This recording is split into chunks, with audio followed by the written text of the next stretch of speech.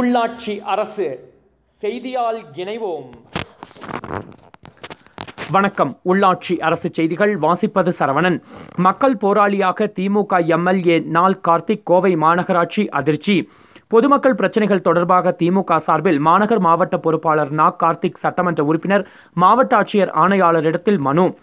கோவை மாநகராட்சிக்கு உட்பட்ட 100 வார்டுகளிலும் உள்ள பொதுமக்களின் பிரச்சனைகளை உடனடியாக சீர் செய்ய வலியுறுத்தி திமுக சார்பில் கோவை மாநகராட்சி ஆணையாளர் விஜய கார்த்திகேயன், மாவட்ட ஆட்சியர் ஹரிஹரன், மின்வாரிய மாவட்ட செயற்பொறியாளர் மணி ஆகியோரை சந்தித்து மனு அளித்தார். இதனைத் தொடர்ந்து நா கார்த்திக் சட்டமன்ற உறுப்பினர் பேட்டியின் பொழுது கூறுகையில், கோவை மாநகராட்சி பகுதியில் உள்ள பொதுமக்களுடைய பல்வேறு குறைகளை, பல்வேறு பிரச்சனைகளை மாநகராட்சியினுடைய ஆணையாளர் அவர்களை நேரடியாக சந்தித்து அந்த பிரச்சனைகளை எடுத்துச் சொல்லி அதை தீர்த்து வைப்பதற்காக, வேண்டுகோள் வைப்பதற்காக நான் மாநகராட்சியினுடைய ஆணையாளர் அவர்களை இன்று காலையில் இப்பொழுது வந்து சந்தித்தேன்.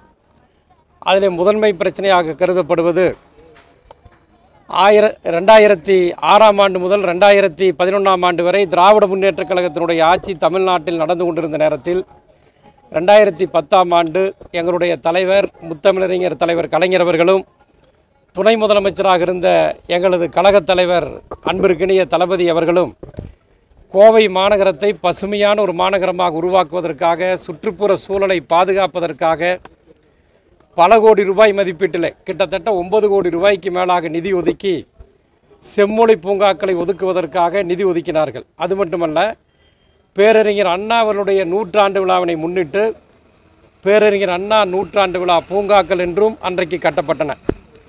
இப்படி கட்டப்பட்ட பூங்காக்கள் அனைத்துமே இன்றைக்கி பார்த்தீங்கன்னா கம்ப்ளீட்டாக எல்லா பூங்காக்களும் முழுவதுமாக பழுதடைந்திருக்கிறது. அதில் ஒப்பந்த அடிப்படையிலே பணியாளர்களை வைத்து மாநகராட்சி நிர்வாகம் பராமரிப்பு பணிகளை செய்து வந்தது.